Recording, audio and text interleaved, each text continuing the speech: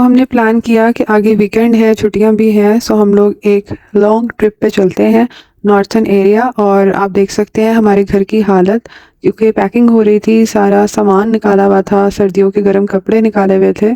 तो जब भी पैकिंग होती है और तैयारी होती है कहीं जाने की, सो घर ऐसे ही हो जाता है और ये पूरा मैस क्रिएट हो गया था घर के अंदर। और फिर हमने सफ़र की दुआ पढ़ी और हम लोग अपने सफ़र पर रवाना हो गए। सो सेटिंग कुछ ऐसे की हुई थी कि क्योंकि मेरे पास 3 पैरट्स हैं, सो उनको मैंने अपने साथ ही पीछे सीट पर सेट किया हुआ था, और जबकि पीछे जो डिग्गी होती है कार की, उसमें सारा सामान रखा हुआ था।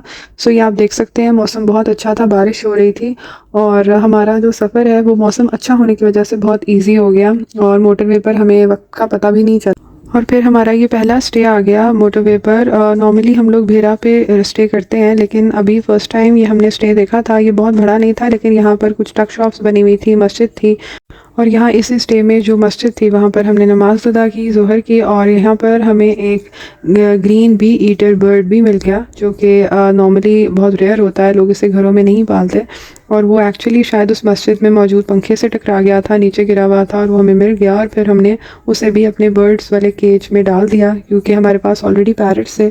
सो हमने सोचा कि हम इसको आगे ले जाके जो है वो आज़ाद कर देते हैं।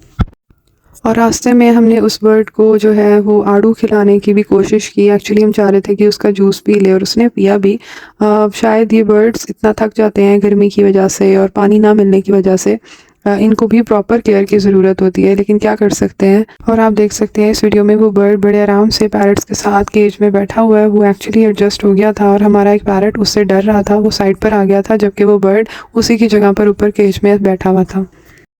जी अस्सलाम वालेकुम फ्रेंड्स। तो अभी हम लोग रुके हैं भेरा पर। ये बहुत ही अच्छा एक स्पॉट है। यहाँ पर जब भी आप नॉर्थन एरियाज में ट्रैवल कर रहे हो तो यहाँ पर आप थोड़ी देर रुककर स्टे कर सकते हैं, चाय पी सकते हैं। सो हम लोग भी कुछ देर के लिए यहाँ पर रुकेंगे। और हमने जो रास्ते में वो जो स्पैरो हमें मिली थी, हमने सोचा है कि उसको भी यहाँ पर आज़ाद कर दें। सो लेट्स सी क्या होता है। मैं आपके साथ क्लिप्स शेयर करती जाऊँगी।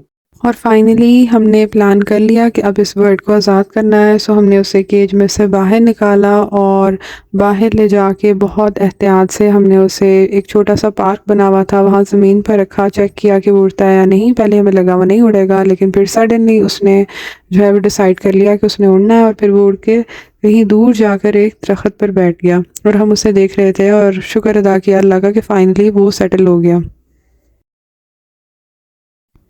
और इसके बाद हम लोग वहीं पर मौजूद जो टक शॉप्स थी उसके अंदर गए। हमने सोचा कि रास्ते के लिए कुछ स्नैक्स ले लेते हैं, और फिर वो स्नैक्स खाते हुए हम लोग अपना सफ़र जो है वो कंटिन्यू करेंगे।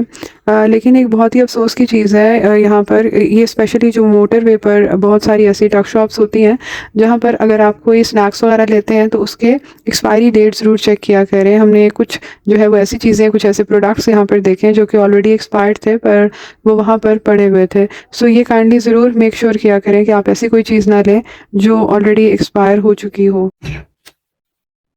तो आप देख सकते हैं कि बहुत ही प्यारी जगह है। यहाँ पर काफी रश है। मुझे याद है मैं जब भी बचपन में यहाँ आती थी मरी के लिए, तो हम लोग यहाँ पर स्टे करते थे, और यहाँ पर बहुत कम लोग होते थे। लेकिन अभी आप देख सकते हैं कि यहाँ पर काफी रश है।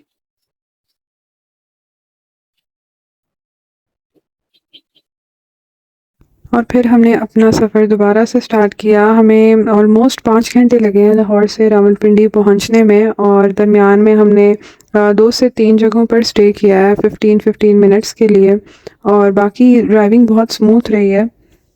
और हम घर से जो है वो शामी कबाब के सैंडविचेस बनाकर लाए हुए थे, और चाय भी लाए हुए थे, सो हमने रास्ते में वही इंजॉय। इस वीडियो में हम लोग रावलपिंडी के एक होटल में पहुंचे हुए थे। वहाँ पर हम लोग थोड़ी देर बैठकर आराम कर रहे थे। हमने सोचा कि यहाँ पर थोड़ी देर बैठते हैं, रेस्ट करते हैं, कुछ खाते हैं, और उसके बाद जो है वो हम लोग अपना होटल ढूंढते हैं और फिर वहाँ जाते हैं। और मुझे ये वॉइस ओवर इसलिए करना पड़ रहा है क्योंकि वहाँ पर इतना शोर था, तो मेरी आवाज़ वहाँ क्लियर रिकॉर्ड हो ही नहीं सकी। हाउएवर ये होटल बड़ा अच्छा था। ये जावेद होटल है रावलपिंडी में, आप जब भी जाए इसे ज़रूर ट्राई करें।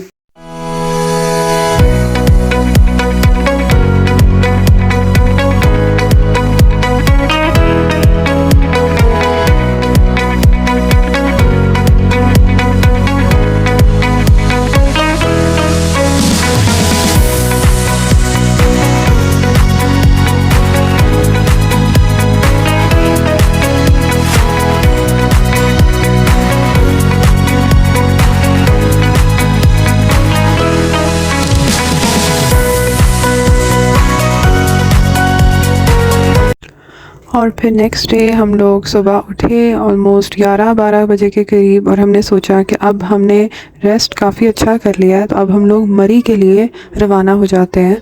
आप देख सकते हैं रावलपिंडी में अच्छी खासी धूप निकली हुई थी, बहुत गर्मी थी, और हम लोगों ने यहाँ पर जो भी अपना थोड़ा बहुत सामान होटल में रखा हुआ था, हमने वो सामान वापस पैक किया, गाड़ी में रखा और अपने अगले सफ़र के लिए चले गए।